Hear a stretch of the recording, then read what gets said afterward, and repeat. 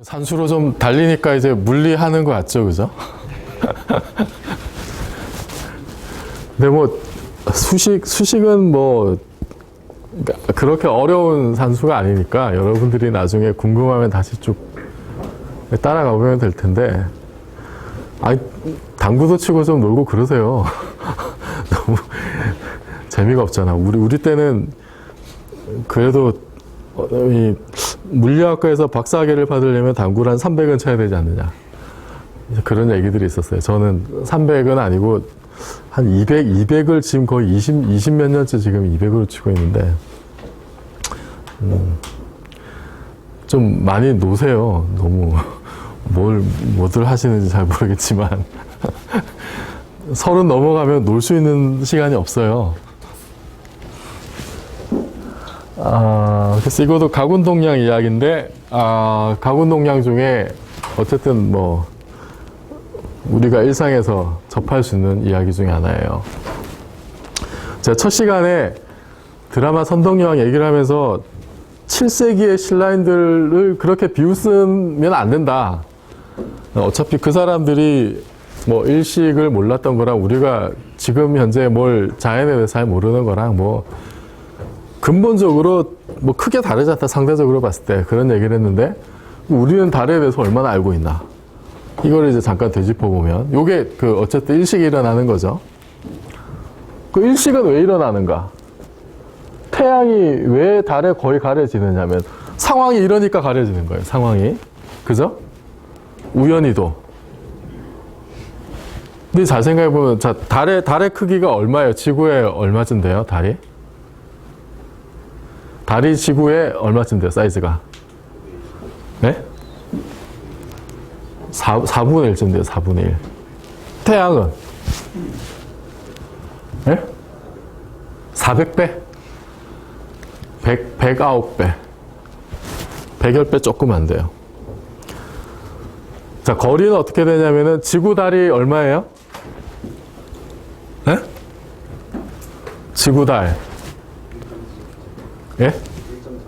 1.3. 거리가 38만 킬로미터. 지구 태양은 얼마예요? 1억 5천만 킬로미터. 그럼 대략 400배예요, 400배. 그죠? 38에 4를 하면 대략 38에 4를 하면 152가 나오죠. 거의 400배인데 얘는 400배보다 조금 더 커, 사이즈가. 그래서 완벽하게 안 가려져요. 태양이 조금 남아. 그만식이 되는 거죠, 이렇게 고리 모양에. 우연히 이런 거예요, 우연히 겉보기가 같은 거잖아, 사이즈가. 이게 가려진다는 게. 그게 같은 이유가 사이즈의 차이하고 거리의 비율이 우연히 맞다 보니까 그런 거예요, 사실은.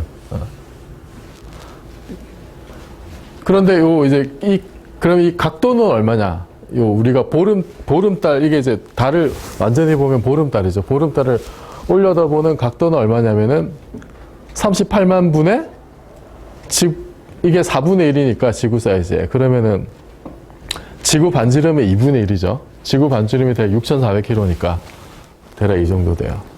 그럼 이게 한 0.5도. 그러니까 보름달을 보는 게, 보름달 사이즈를 보면 그게 이 각도가 0.5도라는 거예요. 0.5도. 이번에 중력파를 봤던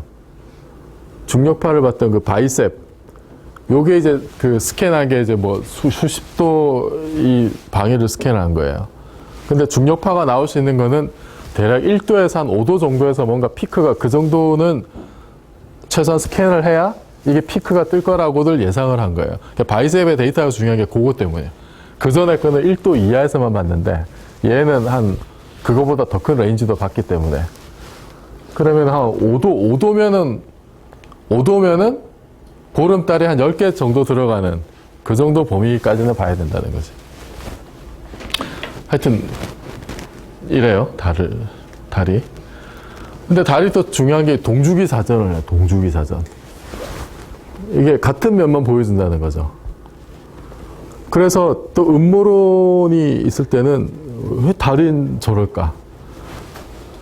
한 면만 보여주고. 그래서 요거 이제 자전주의와 공전주의가 같으니까 이것 때문에 달의 뒷면에 뭔가 외계인의 기지가 있다. 그래가지고 영화에도 그죠? 트랜스포머에 보면은 이렇게 달 뒷면에 뭐가 이런 게 있다는. 저도 사실 잘 모를 때는 너무 신기한 거야. 왜 같은 면만 보여줄까? 그리고 달이 위성치고는 되게 크고 모 행성에 비해서 4분의 1씩이나 되는 위성이면 상당히 큰 것 같고, 그래서 정말로 저게 외계인의 비행 접시가 아닐까, 달 전체가. 그런 얘기도 있었죠. 근데 이 동주기 사전은 근데 알고 보면은 굉장히 자연스러운 일이에요. 그래서 동주기 사전이 왜 일어나는지를 이제 얘기를 할 텐데, 그러니까 결론부터 말하면 이게 기조력 때문이에요. 지구달이 있으면은 어쨌든 달도 지구를 땡기는 거잖아요. 달도 지구를 땡기는데, 그러면 하여튼 얘가 이렇게 굉장히 과장해서 그린 건데 달 쪽으로 이렇게 부풀어 오르겠죠. 부풀어 오르고, 지각 같은 경우에는 이게 그러니까 땅은 어느 정도냐면 뭐 한 2cm인가 2.5cm 정도인가 그래요. 그 유럽에서 힉스 입자를 발견한 입자 가속기가 그 차이를 감지를 해요. 보름달이 떠서 기조력이 강해져서 지각이 약간 뒤틀리면은 그 양성자 빔라인이 지나가는 길이 틀어져요. 그래서 거기에 맞게 이걸 조정을 해줘요, 빔라인을. 이거 공학적으로도 상당히 놀라운 거죠. 그 정도를 맞춘다는 게. 어쨌든 그 정도 들리는데 해수면은 그거보다 더 이렇게. 그래서 하루에 2번씩 왔다 갔다 밀물과 썰물이 생기는데, 요게 달이 땡기면은 이게 물이 하여튼 양쪽으로 잡아 당기는 것처럼 이렇게 부풀어 올라요. 왜냐면 이렇게 지구 입장에서 봤을 때 달이 당기는 그 중력의 세기가 이렇잖아. 가까울수록 크고 멀수록 작아지니까 이 가운데 있는 사람 입장에서는, 가운데 있는 지구 입장에서는 이게 결국은 양쪽에서 잡아 당기는 거랑 같아요. 이펙티브하게. 그래서 이 양쪽이 부풀어 오르는 모양이 돼요. 물이. 여기서 이제 문제가 생기는데, 이렇게 양쪽에서 잡아 당기는데, 근데 하여튼 지구는 돌잖아, 이렇게. 돌면 이게 지금 이렇게 부풀어 오른 상태에서 이렇게 도니까, 얘가 이 부풀어 오른 놈이 이쪽에 달에 끌리는 영향이 생겨가지고, 이 회전을 이렇게 브레이크를 거는 역할을 해요. 돌아가는 거를. 이거를 기조 마찰이라고 불러요. 그래서 이 얘기가 이번에 다시 리메이크된 코스모스 1편에도 나와요. 잠깐 지나가는 말로. 막 거의 한 끝날 무렵에 보면은 저기 해설자가 닐 타이슨이 이렇게 바닷가에서 뭐 그냥 지나가는 소리를 한 얘기 하는 게 요거예요, 요거. 부풀어 올랐는데 돌아가니까 이게 마찰력의 역할을 해가지고 이 자전을 억제하는 그런 효과를 발휘를 합니다. 그래서 지구 사전이 느려져요, 실제로. 실제로 느려지는데, 그러면은 이게 어느 정도냐. 그러니까 하루가 점점 길어진다는 얘기죠. 어느 정도냐면 100만 분의 17초. 느려져요. 그럼 옛날엔 짧았다는 얘기죠? 옛날에는 하루가 24시간이 아니었을 거란 말이에요. 그럼 이걸 검증해 보고 싶잖아, 실제 옛날에 그랬는지 안 그랬는지. 이걸 어떻게 할 수 있을까? 그 방법 중에 하나가 산호 화석을 보는 거예요. 그래서 얘는 그러니까 성장선을 세는 건데, 이게 그러니까 나이테랑 비슷한 거예요, 결국은. 나이테. 무늬가 이렇게 쭉 있는데, 이게 고생물학자가 이제 요거를 이용하면은 옛날에 그러니까 1년이 며칠이었는지를 알 수 있다는 거죠. 산호의 성장 속도가 이제 밤낮으로 차이가 나서, 그래서 요거를 이제 1년 단위로 이게 어떤 패턴이 이렇게 생긴다는 거예요. 그럼 그 1년에 해당하는 기간 동안에 이제 밤낮의 그 차이를 이렇게 쭉 이렇게 세 보니까 그러니까 지금은 1년에 365일인데 하루의 길이가 짧았으면은 그러면은 날수가 더 길었겠죠, 옛날에는. 그죠? 그래서 그게 이제 얼마에 해당하는가를 이제 보니까 실제로 옛날에는 그 주기가 짧았다는 거죠. 이게 말하자면 이것도 하나의 빅히스토리예요. 산호화석에 새겨진 걸 가지고 지구과학에 실제로 이제 그런 일이 있었는지 알게 되고, 그럼 앞으로 예측도 가능한 거죠. 앞으로 이제 얼마가 지나면은 뭐 시간이 얼마나, 그 자전 속도가 얼마나 더 느려질 건지 이것도 알 수가 있다는 거지. 그래서 계산을 해본 결과 대봉기 중기에는 1년이 400일이었답니다. 1년이 400일. 그러니까 이걸 이제 세본 거예요. 날수를 가지고. 그럼 요거를 400일이니까 이걸 다시 계산해 보면은 22시간, 2시간이나 차이가 나는 거. 그러니까 지금은 365일이 24시간인데 이걸 이제 400으로 나눠보면 대략 21.9시간이 나와요. 그때는 실제로 하루가, 그러니까 지금 오더가 보면은 대략 한 1억 년 정도, 억년 이상이 되면은 이제 1시간 정도의 오차가 생기는, 그 정도의 시간차가 있다는 거죠. 그럼 만약에 이런 추세가 계속된다 그러면 언젠가는 하루가 25시간이 되는 때도 있겠죠. 그죠? 그래서 하루가 25시간이 되려면은, 그러면은 어떻게 돼야 되느냐. 100만 분의 17초가 이게 느려지니까. 그럼 대략 보면은 400만 년의 1분이죠. 대략. 그죠? 17이니까. 어쨌든 이 17초를 가지고 하여튼 계산을 해보면 한 2억 1천만 년 정도 지나면 1시간이 늘어져요. 2억 년이면은 인류가 있을지 없을지는 잘 모르겠는데, 어쨌든 그때 사람이 살아있다면은 25시간이 되면 좋을지 나쁠지 모르겠어. 이게 일을 더 1시간 더 해야 되는 건지, 잠을 1시간 더 잘 수 있는 건지. 그러니까 내 짐작에 좋은 사람은 더 좋아지고 나쁜 사람은 더 나빠지고 그럴 것 같아요. 근데 이제 달은 어떻게 되냐면은, 그럼 지금 우리가 이제 쭉 얘기를 한 거는 지구에 영향을 미치는 걸 본 거잖아요. 달이 지구를 땡겨가지고 물이 부풀어 올라서 그게 일종의 지구 자전의 마찰 효과를 일으켜서, 그래서 지구 자전이 느려지고, 그게 대략 100만 년에 한 17초 정도 되고, 그래서 하루가 계속 길어지는 건데, 달 입장에서는 달이 받는 기조력이 더 크겠죠. 물은 없으니까, 이건 지금 물을 그린 게 아니라 이게 하여튼 심하게 부풀어 오른다는 거 지금 표현을 한 건데, 어쨌든 지각이 들리는 정도가 더 심할 거예요. 그래서 달은 반대로 이제 지구의 기조력을 받는데, 그 결과 달도 자전 주기가 이제 변하겠죠. 이게 똑같은 이유로 좀 느려지겠죠. 근데 이거는 물이 있는 게 아니니까 물이 있어서 물이 많이 부풀어 올라가지고 자전을 방해하는 정도보다는 못할 수가 있는데, 근데 어쨌든 얘도 지각이 꽤 들릴 테니까 하여튼 이게 부풀어 오른 만큼 자전 주기도 변할 거예요. 그래서 요게 언제 멈추냐면은, 요게 항상 이게 같은 쪽을 보게 되는 그 상황이 될 때까지 이제 이 일이 계속 진행이 되는 거예요. 그래서 또 동주기 자전은 이 모 행성과 위성이 있을 때 걔네가 중력을 주고받으면은, 그래서 오랜 시간이 지나면은 자연스럽게 일어나는 현상 중에 하나라는 거죠. 지구 달에만 있는 게 아니라 다른 행성과 위성에서도 이제 이런 관계들을 볼 수가 있어요. 비교적 자연스러운, 외계인이 개입하지 않아도 설명이 가능한.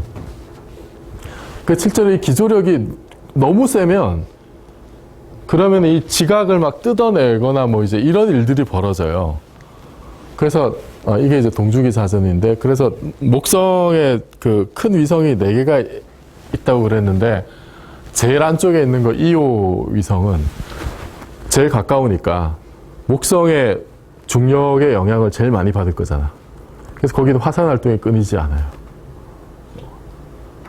너무 가까우면 그런 일들이 벌어지는 거예요.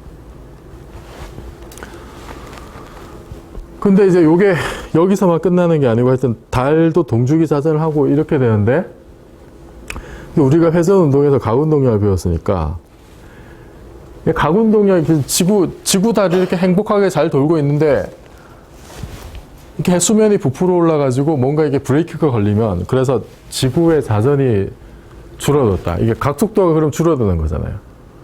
그럼 한쪽 시스템에, 그러니까 이걸 전체 하나의 시스템으로 봤을 때, 그 일부의 각속도가 지금 줄어든 거예요. 그죠? 그러면은 어디선가 요거 하나만 놓고 보면 완전히 독립된 시스템이니까 어딘가에서 이 줄어든 각속도를 보존을 해줘야 돼. 그죠? 그렇게 보존이 어디서 되냐면 달의 공전에 의한 가군동량이 늘어나면서 그게 이제 벌충이 돼요. 근데 그렇게 되는 이유 중에 하나가 이게 그러니까 지구가 도는 입장에서 보면은 이 달이 땡기는 게 이 부풀어 오른 면 때문에, 달이 땡기는 것 때문에 얘가 이제 자전이 느려지는 건데, 근데 이거를 또 다시 다르게 설명을 하면은 얘가 달에 영향을 주는 효과 때문에 이걸 달을 이렇게 킥오프하는 영향이 있어요. 이 부풀어 오는 놈 때문에. 얘가 이렇게 돌아가면서 이렇게 탁 쳐주는 역할을 한다 이거지.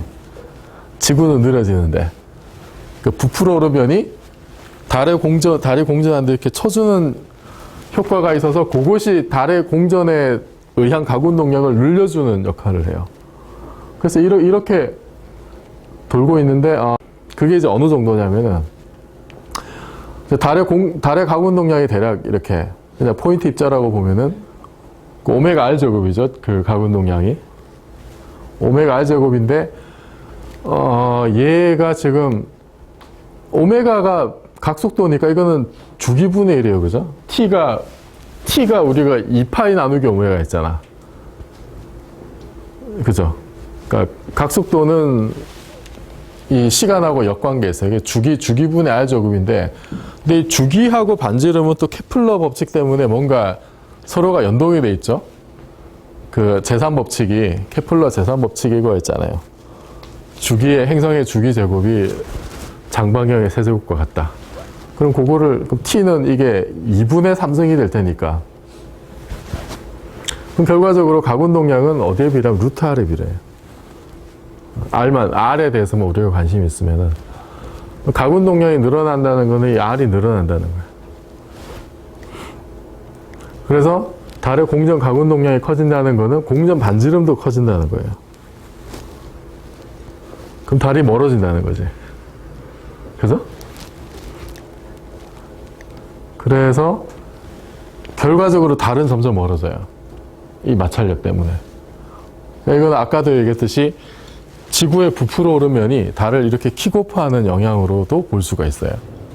그래서 이렇게 얌전히 돌고 있던 애가 이렇게 되는 거예요. 궤도가. 물론 이건 굉장히 과장해서 그린 그림이죠. 그래서 요 멀어지는 정도가 어느 정도면 1년에 약 3.8cm. 그럼 나중에 시간이 진짜 많이 지나면은 달도 어디 도망가고 없게 되는 그런 일이 벌어질 수도 있겠죠. 이 얘기도 코스모스에 나와요. 무심코 그냥 지나가는 말로.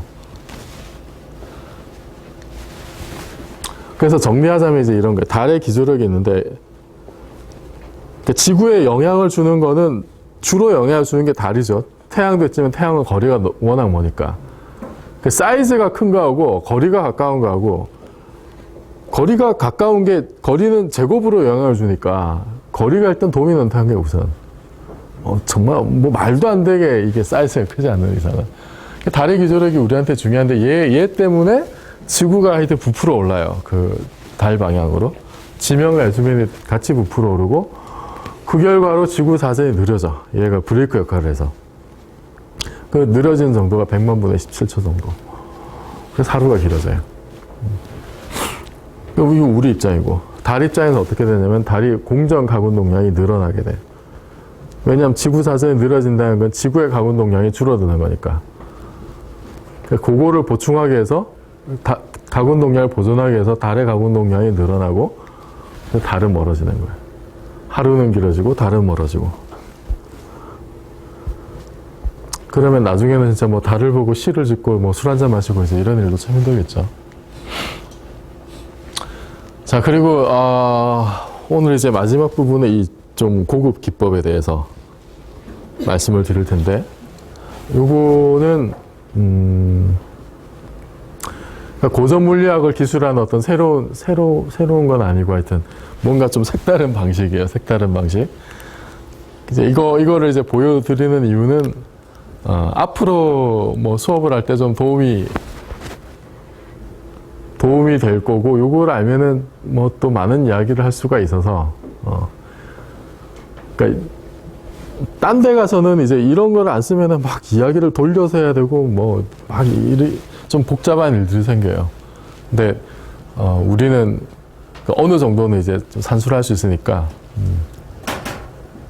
뭐 디테일을 이렇게 뭐 좀 한다기보다도 그러니까 대충 저런 게 있구나 정도 알면은 그러면 나중에 이제 또 전체 픽처를 감상하는 데 도움이 될 수가 있어요. 그래서 뉴턴 역학의 구조를 이제 좀 다른 식으로 얘기하면은 그러니까 이 뉴턴 역학의 철학적인 내용이나 이런 건 또 다음에 별도로 얘기를 할 기회가 있을 거예요. 그러니까 과학 철학적인 관점에서 이게 이제 어떤 위치에 있는지 그런 것도 뭐 중요한 포인트이긴 하지만 하여튼 기술적인 면에서 봤을 때 뉴턴 역학은 어쨌든 이 위치하고 속도 요게 다죠.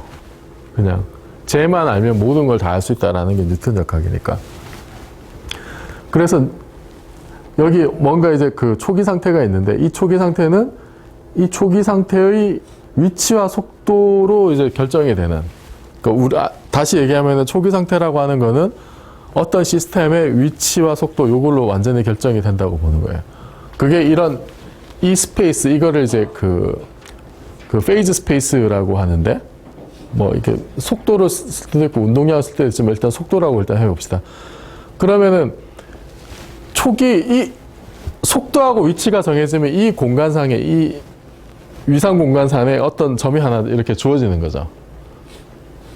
그리고 나중에 어떤 다른 상태가 이렇게 있을 거예요. 나중 상태라고 해봅시다. 파이널 스테이트. 그럼 이때도 위치와 속도, 나중 상태에다가 위치와 속도로 정해진 어떤 위상 공간 속에 한 점이 있을 거예요. 그럼 뉴턴 역학은 뭐냐면은 이 점에서 이 점으로 가는 경로를 찾는 거예요, 그냥. 그죠? 그리고 이 경로를 여기서 여기까지 초기 상태에서 나중 상태로 어떻게 가느냐를 퍼펙트하게 알 수 있다. 완벽하게 알 수가 있고, 그것을 알게 해주는 것이 운동 방정식이고, 그게 뉴턴의 동력학이 되는 거예요. 그러니까 여기서 이제 이렇게 가는 길이 여러 가지가 있을 수가 있는데, 어떻게 가느냐. 그래서 그 중에 하나의 경로를 찾아내기, 변해가는 양상. 초기 상태에서 나중 상태로 변해가는 이 양상을 우리가 뉴턴 다이나믹스를 풀면, 그러면 이 운동 방정식을 알 수가 있고, 그것에 의해서 나중 상태는 완전히 결정이 되는 거예요. 그러니까 이 두 포인트 사이에 어떻게 연결이 되어 있느냐, 서로. 이걸 아는 게 뉴턴 역학의 기본이라는 거죠. 그러니까 이거 이제 완전히 이제 결정이 된다는 게 뉴턴 역학이고, 이게 확률적으로 되면은 이제 양자역학이 되는 거고. 근데 그러면 저 경로를 위상 공간상에 두 점이 있는데, 초기 상태와 나중 상태를 결정하는 두 점이 있는데, 이게 어떻게 서로 연결되어 있느냐에 대해서 사람들이 발견한 것 중에 하나가 최소작용의 법칙이라는 게 있어요. 리스트 액션 프린시플인데, 이제 액션이라는 거를 어떻게 정해야 하냐면은, 우리말로 그냥 작용이라고 하는데, 액션이라고 하는 걸 어떤 이 L이라는 양의 그 시간 적분으로 정의를 해요. 근데 이 L을 이제 라그랑지안이라고 불러요. 라그랑지안. 이 라그랑지안은 쉽게 말하면 T가 운동 에너지예요. 운동 에너지하고 위치 에너지, 포텐셜 에너지의 차이로 정의된 요 함수를 라그랑지안이라고 부르는데, 이 라그랑지안의 타임 인테그럴을 액션이라고 불러요. 액션. 그러면은 그 최소 작용의 법칙은 뭐냐면은 요 변이가 이 s가 그 변이가 0이 되는 그런 루트가 있을 거란 말이지. 요게 어떤 그 라그랑지안이라고 하는 것이 위치와 속도의, 아까 보여드렸던 위상공간 속에 위치와 속도의 함수로 주어지는데, 그 두 점 사이를 잇는 어떤 그 루트가 어떻게 결정이 되냐면, 이 양을 이 함수를 적분한 이 양을 최소로 만드는, 요거를 만족하는 어떤 그런 루트를 따라간다는 거예요. 그러니까 이게 이제 델타가 0이니까 이제 사실은 그 미니멀, 맥시멀을 다 가능한데, 보통은 이제 거의 다 미니멈이 되는 경우예요. 그래서 이거를 이제 그냥 xi하고 x' 아니고 일반적으로 그냥 예를 들어서 우리가 물리를 기술하다 아까 진자의 경우처럼 이때는 그 각도를 가지고 기술하면 편하잖아요. 그런 식으로 그러니까 일반화된 좌표에 대해서도 이제 이런 식으로 생각할 수가 있는데, 요거는 수학적으로 어떤 펑션이 이런 식으로 그 QI와 QI 닷의 함수인데, 그 타임에 대해서는 임플리시트하게 이제 들어가 있는 거고, 그것에 그 시간 적분한 것이 0이 되는 요것을 그러니까 최소로 만드는 이 조건이 뭐냐면 이거예요. 이게 오일러 라그랑지 방정식이에요. 이거 유도하는 거는 뭐 적당히 여기저기 책에 찾아보면 다 나와 있는데, 우리한테 중요한 게 유도하는 게 아니라 이제 이 결과가 중요한 거예요. 요거를 만족하면은, 그러니까 물리 시스템이 이거를 만족하는 방향을 따라서 변해 나간다는 거예요. 초기 상태하고 나중 상태가 있는데, 이거 초기 상태에서 나중 상태를 따라 변해가는 그 루트는 이 조건을 만족하는 거고, 그러니까 결국 이게 뭐냐면 이게 운동 방정식인 거예요. 운동 방정식. 그러니까 F는 MA가 운동 방정식이잖아요. 근데 F는 MA를 그냥 쉽게 못 쓰는 경우들이 생겨. 그런 경우에는 그 시스템의 라그랑지안을 구해가지고 그 라그랑지안에 대해서 이런 직거래를 하면은 운동 방정식을 얻는다는 거죠. 예를 들면은 아까 봤던 스프링. 이거는 그러니까 뭐 지금 보여드리는 얘는 뭐 아주 단순한 얘니까 F는 MA 쓰면 그냥 다 나오는 거예요. 다 나오는 건데, 그래서 운동 방정식 얻은 게 이거였죠. 이게 더블 닷인데, 근데 이거 라그랑지안을 쓰면 이게 운동 에너지하고 위치 에너지, 그러니까 포텐셜 에너지 차이라 그랬어요. 그럼 운동 에너지는 2분의 mx 닷 제곱이고, 그죠? 포텐셜 에너지는 kx 제곱이지, 2분의 kx 제곱. 그 이제 빼기로 연결돼 있어요. 그럼 여기에 대해서 그 아까 봤던 오일러 라그랑지 방정식. 자, 이거는 보면 이거를 어떻게 이제 제일 중요한 포인트가 뭐냐면, 라그랑지안은 x와 x 닷의 함수라는 거예요. x와 x 닷의 함수. 그 x하고 x 닷은 완전히 독립된 변수로 보는 거예요. 그냥 xy처럼.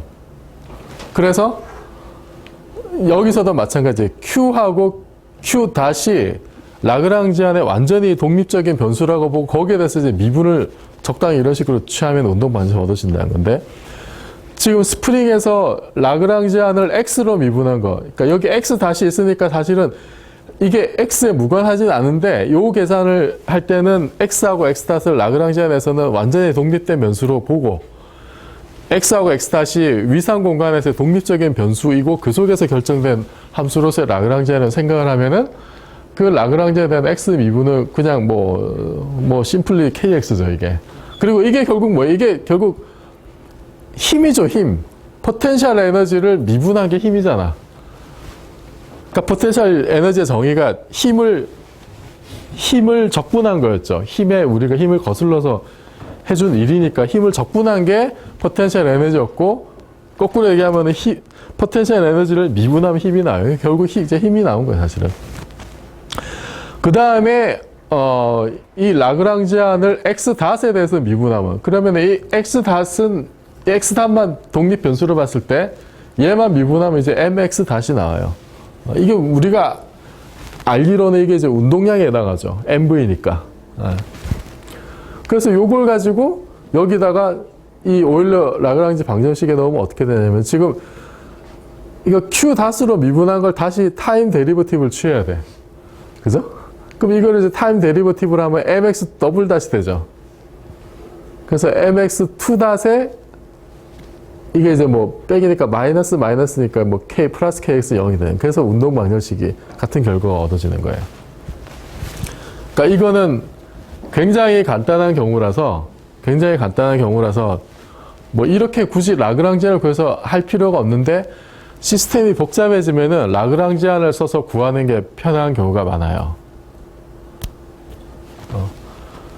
그리고 아까 봤던 진자 같은 경우에 자 이때는 변수가 이제 세타가 변수고 세타고 세타 닷으로 주어지는 거야. 이제 결과가 운동 방정식이었다는 거 우리는 이제 그냥 F는 ML에 써서 알 수가 있죠. 앞에서는 그렇게 구했어요.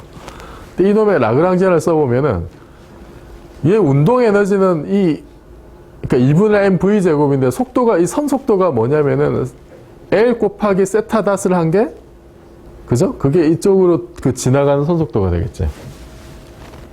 맞아요? 아니에요? 호의 길이는 반지름 곱하기 각도잖아. 라디안에서. 그죠?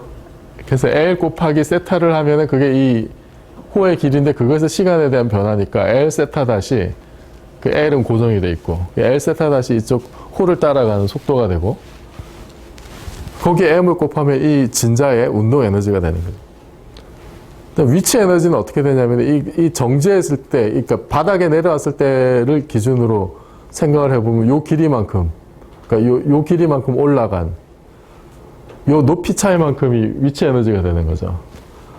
그래서 이 전체 길이는 L이고 요 올라간 길이가 얼마냐면 이게 L의 코사인 세타죠, 이게. 그래서 mgl에다가 코사인 세타 1 빼기 코사인 세타를 해준 게 위치 에너지. 이거는 고등학생 물리에 나오는 그런 얘기잖아. 그래서 이게 이 라그랑지안이 이 진자에 대한, 그러니까 요 식이 이 진자에 대한 라그랑지안이에요. 그래서 구조를 보면 세타에 대한 함수가 있고 세타 닷에 대한 어떤 함수가 있고 요 두 개를 독립변수로 보자 이거예요. 그래놓고 여기에 이제 그 오일러 라그랑지 이퀘이션을 적용을 하면은 라그랑지안을 세타로 미분한 거는 그러니까 얘만 관계가 있으니까 코사인 미분이니까 마이너스 사인이 나오고 그다음 세타 닷에 대해서 미분하면은 이제 이렇게 나오고 ml 스퀘어 다시 나오는데 이 양이 보면 결국 뭐예요 이게 뭐예요? ml 스퀘어 세타 닷이 뭐야? 각운동량이지 이게. 그죠? 여기서도 마찬가지로 사실은 그러니까 x 닷을 미분했을 때 운동량이 나왔고 여기서는 선 운동량이 나왔고 여기서는 회전 운동에서는 각 운동량이 나오고 그러니까 일반화된 좌표의 운동량이 튀어나오는 거예요. 이게 일반적인 결과예요, 사실은. 이거는 아까도 말씀드렸지만 힘에 해당하는 거고. 그래서 요걸 다시 이제 타임 데리버티브를 한 번 더 취하고 같이 써보면 이제 이런 식으로 되는 거지. 세타의 더블 닷이고 mg 사인 세타인데 그래서 세타가 굉장히 작을 때는 사인 세타를 세타로 근사하면은 결국 이거랑 같죠. 스프링이랑. 그러니까 일반화된 좌표에서도 이렇게 어떤 Q에 그냥 Q하고 Q의 그 시간 미분한 거고 그거를 서로 독립 변수로 해서 만들어진 함수 라그랑지안이라는 게 있고 이걸 가지고 운동 방정식을 기술할 수 있다. 이게 이제 중요한 포인트예요. 그럼 우리가 라그랑지안 알면 된다는 거예요. 한마디로 얘기해서 그 시스템을 이해하려면.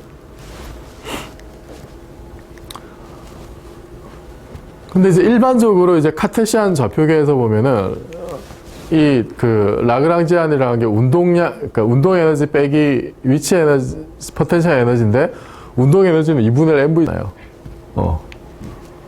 2분의 mv 이거는 이제 성분별로 x, y, z 성분별로 이제 다 더한 게 되고 이거 이제 위치 에너지, 포텐셜 에너지인데 그 여기에 오일러 라그랑지 방정식을 적용하기 위해서 이거를 이제 x 닷으로 미분하면 이게 결국 아까 얘기했듯이 운동량이 나오고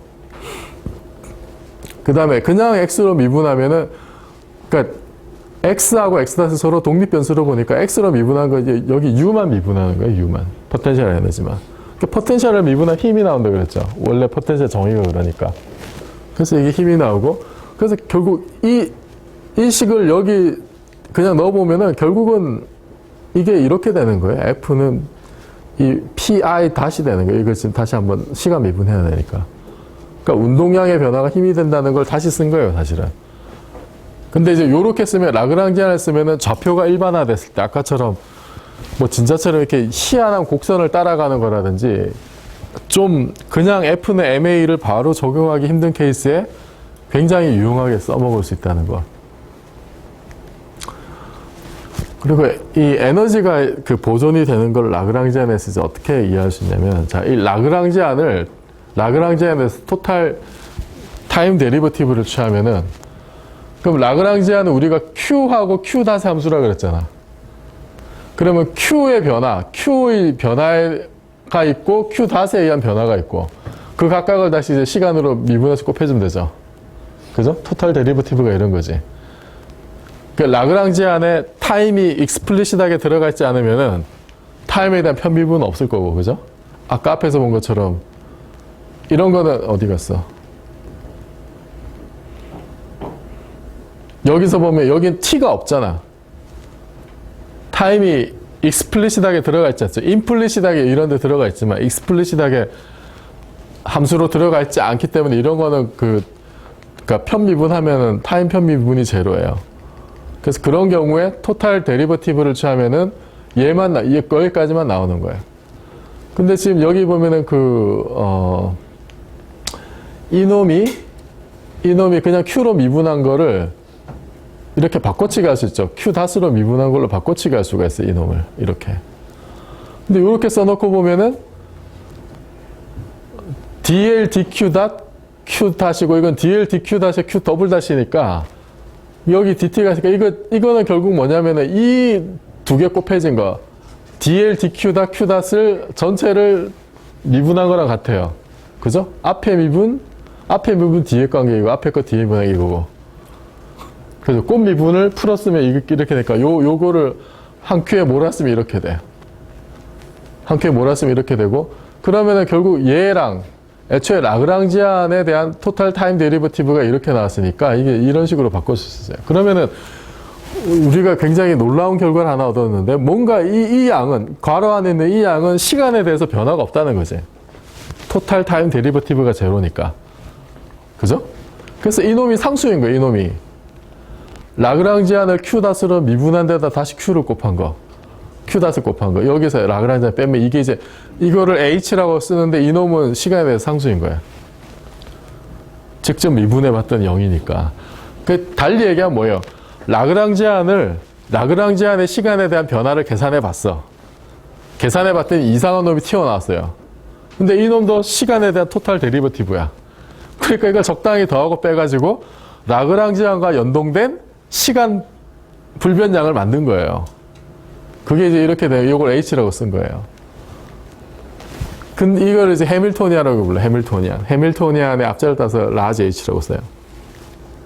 근데 이게 뭐냐면은, 이게 결국 뭐냐면은, 이거 앞에서 봤지만은 이게 그냥 보통 카테시안에서 보면은 라그랑지안을 X 다스로 미분하면은 이 운동 에너지를 X 다스로 미분한 거니까, 속도로 미분한 거니까 mv가 되지 결국 운동량이 돼. P가 되고,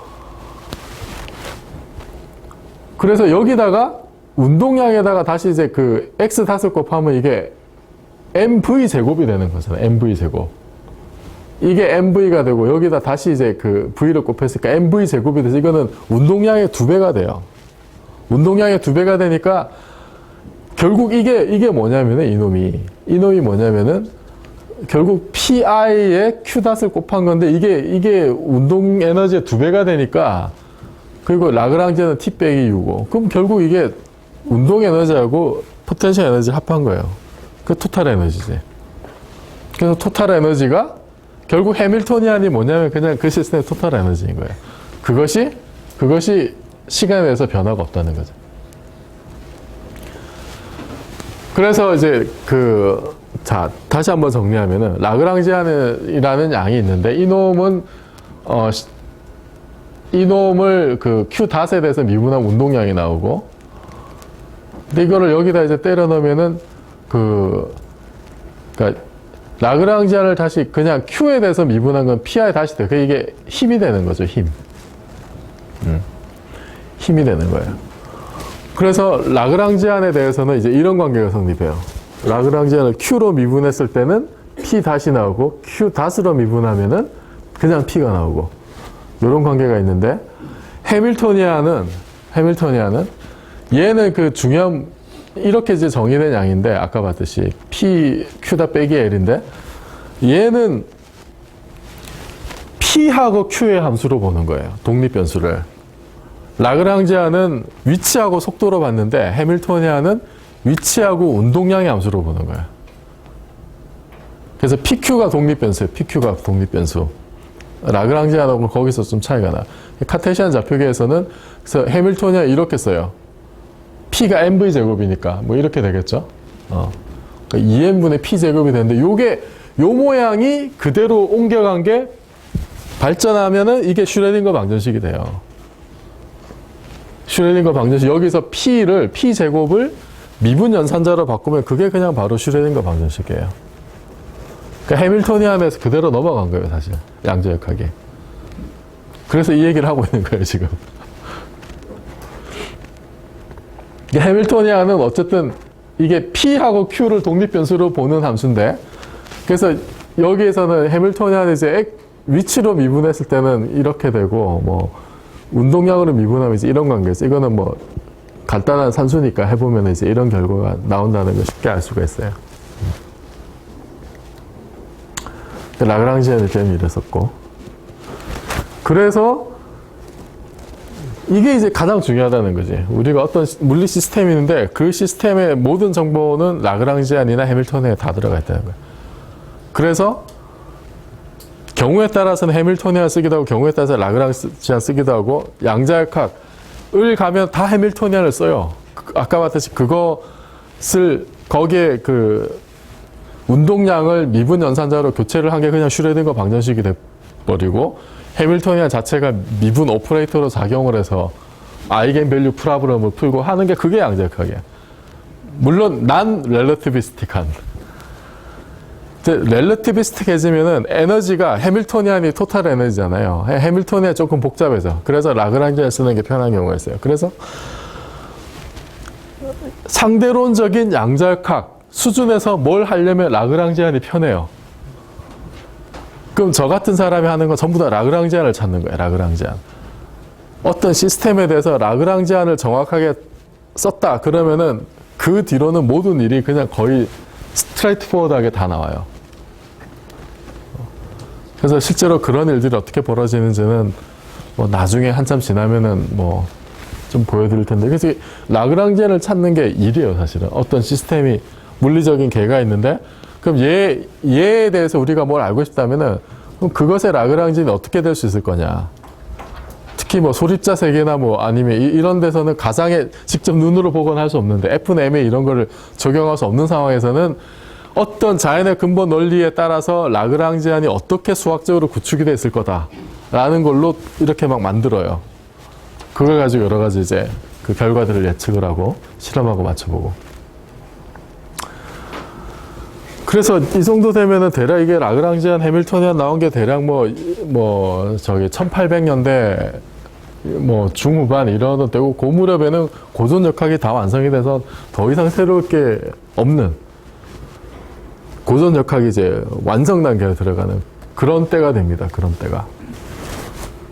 그래서 라플라스라고 아까 그 제일 처음에 서두에 그 소개했던 그 말, 아는 건 없고 모르는 건 많고 그렇게 한탄했던 이 라플라스가, 이 아저씨가 프랑스의 뉴턴이라 불리는 사람인데 이때 태어났고 파리 국문학교 교수고 요때 나폴레옹을 가르쳤다는.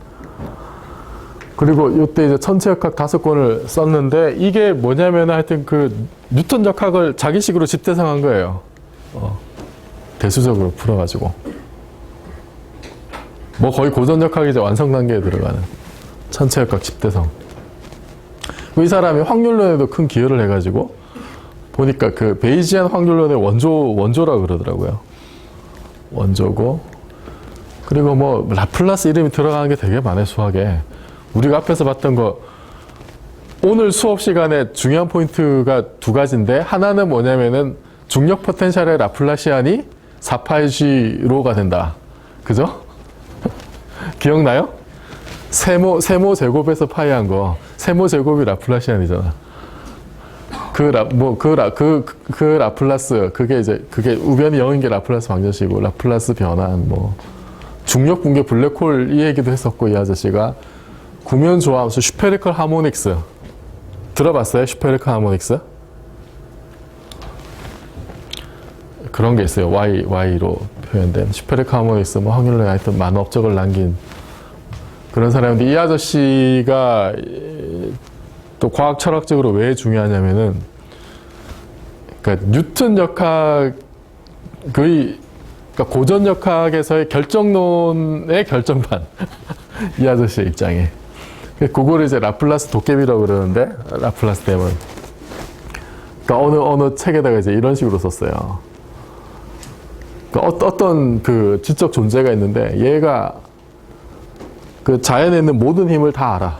다 알고, 모든 초기 조건, 포지션이라고 하는 그 위치하고, 뭐, 그러니까 이거는, 그러니까, 모든 어떤 시스템의 위치와 뭐, 거기에 작용하는 힘, 이거를 다 알고, 걔가, 그 지적 존재가 뭐, 충분히 이렇게 뭐 데이터 분석할 능력이 있고, 그렇다고 그러면은 그냥 방정식 하나에다가 그 엄청난 모든 운동을 다 이렇게, 포섭할 수가 있다는 거죠. 아주 작은 애톰에서부터 우주 전체 이르기까지. 초기 조건과 거기 작용하는 힘만 다 알면은, 그래서 충분히 컴퓨터가 똑똑하면, 슈퍼컴퓨터 돌리면은, 걔는 방정식 하나로 모든 걸 다 알 수 있다. 그래서, uncertain한 건 하나도 없고, future just like the past. 미래는 그냥 과거처럼 확실히 결정이 되는 거예요, 이거는. 그래서 요게 그러니까 고전 역학의 세계관을 그대로 담고 있는. 그래서 뭐 이런 에세이에서 이제 이런 얘기를 했어요. 그래서 이 도식적으로 얘기하면 초기 조건이 있을 때, 그러니까 다시 얘기하면 라그랑지안을 알면, 위치와 속도에서 주어진 라그랑지안을 알면은 여기에 뉴턴 다이나믹스를 적용을 하면은 나중 상태를 확실하게 알 수 있다는 거예요. 언서턴티가 없이. 이게 고전 역학의 정신이에요. 라플라스가 나폴레옹한테 이제 황제가 된 나폴레옹한테 자기가 쓴 전체 역학 들고 갖다 주니까 나폴레옹이 보고 왜 신에 대한 얘기가 없냐. 그러니까 라플라스가 이제 이런 얘기를 했다는 일화가 있죠. 유명한 일화인데 저는 그런 가설이 필요하지 않습니다. 과학자는 왜 무신론이냐는 예 중에 하나. 우리는 그런 가설이 필요하지 않다는 거예요. 이 얘기를 라그랑지안의 그 라그랑주가 그 비슷한 시대에 살았어요. 그 라그랑주가 이 얘기를 듣고 이런 얘기를 했다 그러죠. 오, 그거 참 괜찮은 가설이네. 뭐 다 설명할 수 있잖아. 그러면 차라리 신이 있는 게 좋겠죠. 라그랑주도 마찬가지로 뭐 엄청난 천재였어요, 라그랑주가. 뭐 17살 때 타원적분에 대한 논문을 쓰고 아마 그랬을 거예요. 어마어마한 천재였어요, 라그랑주도. 그래서 하여튼 19세기가 저물어 갈 무렵에 20세기 가까울 때는 뭔가 완결성, 적어도 피직스에 대해서는 뭔가 모든 것이 다 끝났다라는 공감대가 있었어요. 이제 몇 가지 예를 들어보면은 발견될 게 더 이상 남아있지 않으니까 막스 플랑크, 그 양자역학의 문을 열어젖힌 막스 플랑크한테 너 딴 거 해라. 더 할 거 없다 이제. 그리고 마이클슨 몰리 실험을 했던, 아마 다음 시간쯤에 나올 것 같은데, 이 아저씨, 미국에 있던 이 아저씨는 이제 이런 식으로 얘기를 한 거야. 위대한 원리들이 확고하게 수립되었고 이제 남은 거는 뭐냐면은 더 정밀도 높은 거, 뭐 이제 새로운 어떤 그 진보는 예를 들어서 소수점의 10자리가 아니라 뭐 20자리에서 나타나고 이제 이런 식으로 이해를 한 거고, 그 다음에 밀리컨. 마이클스는 미국에서 처음으로 노벨상 받은 사람이고 밀리컨은 두 번째로 노벨상 받은 사람. 이 사람은 자기가 이제 물리 공부할 때 주변에서 너 무슨 그런 죽은 거 하냐 이렇게 구박을 당했다는. 그러니까 이게 그 세기말 무렵의 풍경이에요. 더 이상 알 거 없다. 근데 정말로 더 이상 할 게 없었을까? 우리는 결론 알고 있죠. 그때 어마어마하게 새로운 것들이 많이 나오고 있었고, 그래서 맥스웰이 죽던 요때 또 다른 천재가 태어났는데, 그러니까 이런 표현 자체가 비과학적이긴 하지만 어쨌든 이때 태어난 애가 얘예요. 그래서 다음 시간에 상대성 이론에 대해서 이제 들어갈 텐데, 아마 고전역학을 얘기하면서 뭐 빛이나 파동에 대해서 좀 얘기를 못한 부분도 있어서, 근데 그게 바로 또 상대성 이론에 연결이 되니까 그 얘기를 다음 시간에 좀 하고, 아인슈타인 얘기가 나오면 아인슈타인과 관련된 여자 얘기를 안 할 수가 없어요. 아인슈타인 여자 얘기를 하고 그러면 아마 다음 시간 다 가지 않을까 싶어서 좀 걱정인데,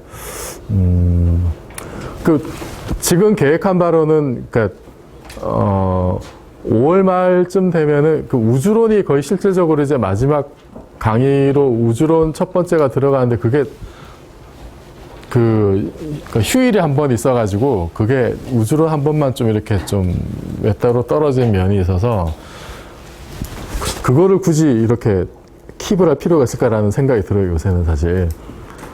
그래서 좀 상대성 이론하고 양자역학을 좀 더 여유롭게 하는 게 좋지 않을까. 그래서 아마 우주론은 그냥 2학기로 다 몰아서 넘기는 방안을 지금 적극적으로 고려하고 있으니까 상대론하고 양자역학을 좀 더 여유롭게 할 수도 있다. 그렇게 좀 알아주시고, 예, 오늘 강의 여기서 끝내고 요약문 써주세요.